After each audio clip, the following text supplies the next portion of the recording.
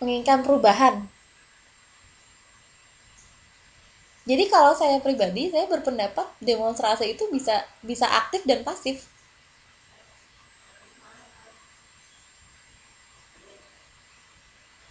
Iya, ada orang-orang yang sudahlah kita nggak usah ikut pemilu gitu, toh hasilnya akan sama aja, ya kan? Nah itu orang-orang yang pasif. Itu kan agak jelas ya. Jadi orang yang ikut datang, ikut nyoblos, dan orang yang menjadi golput gitu kan. Tapi kalau dalam demonstrasi tadi, coba kita bisa pikirnya gini, orang demonstrasi itu kan nggak selalu mereka datang karena keinginan mereka sendiri, bisa aja kayak lebih karena ikut-ikutan gitu kan, atau mungkin solidaritas, ya kan. Nah orang-orang kayak gitu bisa kita kategorikan ke publik yang pasif sebenarnya.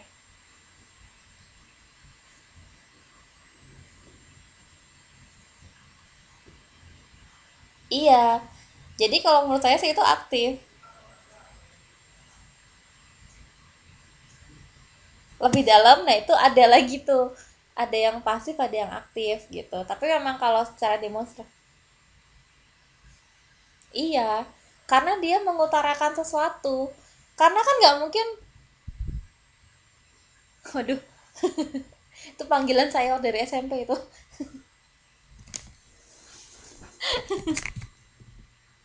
Jadi kalau saya bilang demonstrasi itu aktif ya, karena kenapa itu aktif gitu, karena di samping biarpun itu orang-orang yang follower tadi gitu kan, itu pasti mereka sudah berada di sana, mereka datang, jadi kan mereka melakukan sesuatu, jadi itu aktif.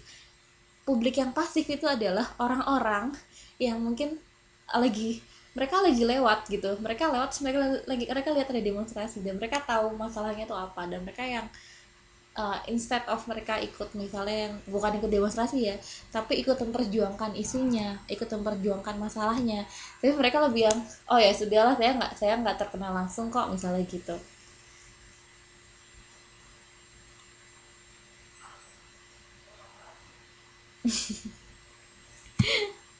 Wah mulai tahu nih. Ya kepencet. Oke, sorry saya balikin dulu.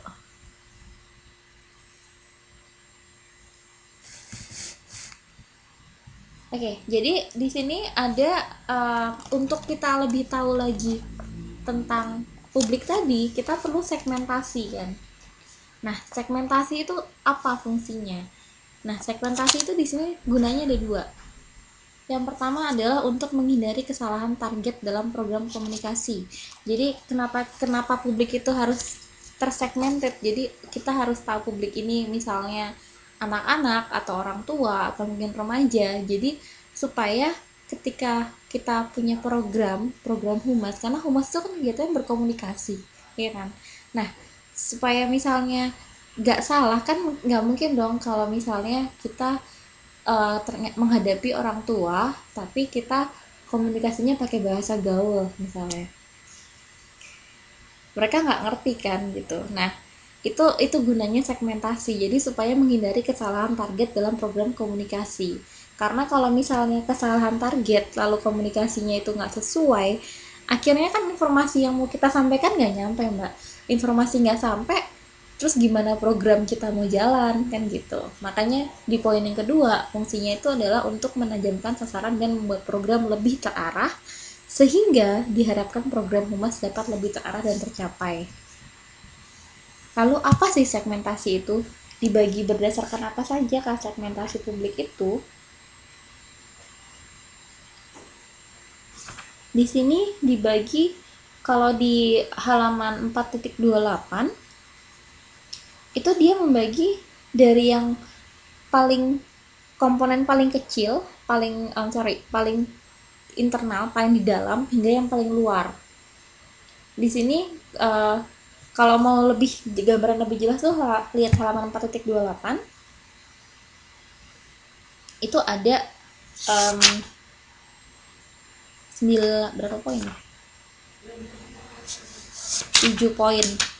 7 poin di sini ada perilaku dan efek komunikasi perorangan. Lalu ada publik. Publik ini segmennya dikategorikan sebagai aktif dan pasif. Lalu ada komunitas. Komunitas tadi yang kita bilang berdasarkan tempat tinggal. Tadi kenapa saya bilang orang-orang yang tinggal di sekitar perusahaan misalnya. Lalu ada psikografis, gaya hidup, budaya, dan hubungan sosial. Jadi di sini biasanya berkaitan dengan gaya hidup, lifestyle. Jadi kayak psikografis di sini tuh mungkin ada orang, kita bisa bagi kayak misalnya kalangan menengah, kalangan atas, kayak gitu contohnya. Lalu ada geodermografis, yaitu dilihat berdasarkan tempat tinggalnya. Karena dari tempat tinggal itu kan kayak orang-orang yang tinggal di kayak Pondok Indah gitu ya, kayak di Jakarta Pondok Indah, sama orang-orang misalnya tinggal di daerah Ciliwung pinggiran, jauh kan itu. Iya.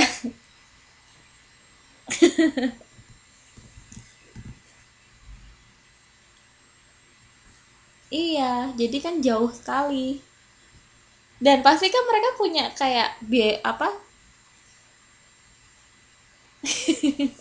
Oke, jadi sampai sini udah ngerti. Oke, lalu ada demografi dan kategori sosial. Nah, demografi dan kategori sosial ini tuh biasanya lebih ke agak spesifik, misalnya kayak kategori usia, kategori sosial tuh misalnya usia, pendidikan, lalu kayak misalnya mungkin pekerjaan itu kan terbagi-bagi ya, ada orang bekerja di sektor pemerintahan, ada orang bekerja di sektor swasta. Nah, itu kan kita akan bagi-bagi lagi. Jadi segmentasi ini publik itu ada, tapi lebih di apa ya istilahnya, lebih dibagi lagi, dipilah-pilah dengan kondisi yang lebih spesifik gitu. Lalu ada mass audience. Mass audience itu adalah ya audience itu kan pasti kayak semacam penonton ya, tapi yang sifatnya itu besar. Jadi yang kayak tadi kita pernah bahas, ada pembaca surat kabar, ada radio, ada televisi. Ini aja kita bisa bedakan audience ini audience apa, audience surat kabarkah atau audience televisi atau audience radio. Itu kan berbeda karena cara mereka mendapatkan informasi itu juga beda kan. Ada media TV, ada media koran, ada media radio. Jadi kalau misalnya nanti Mbak lagi mau menyusun program gitu ya, terus kita mau bikin kira-kira publiknya itu siapa aja gitu kan. Nah, itu kita harus bagi, kita harus lihat. Nah, publik ini kita juga harus bisa mensegmentasi gitu. Kira-kira orangnya itu siapa?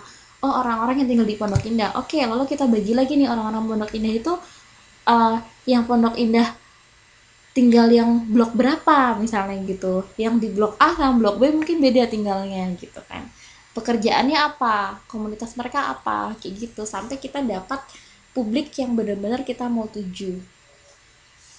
Dari situ kan kita bisa mulai berpikir, oke, kita akan bikin cara akan saya berkomunikasi dengan mereka mungkin seperti ini gitu, program yang saya akan buat adalah seperti ini.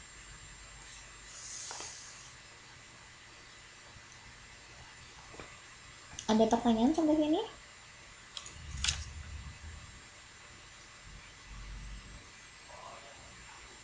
Jelas? Oke.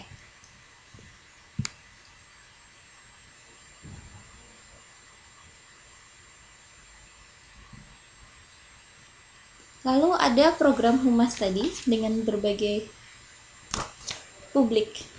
Jadi di sini ada pemegang saham, ada karyawan, ada komunitas, ada media massa, dan ada pemerintah. Jadi kan di sini humas ini kan pasti yang kalau kita pernah bahas di depan itu, humas itu akan berhubungan dengan berbagai macam publik atau berbagai macam stakeholder. Kayak pemegang saham sini kita bisa kategorikan sebagai stakeholder karena dia lebih spesifik kan, dia lebih individu. Nah, fungsinya humas ke pemegang saham ini apa sih gitu?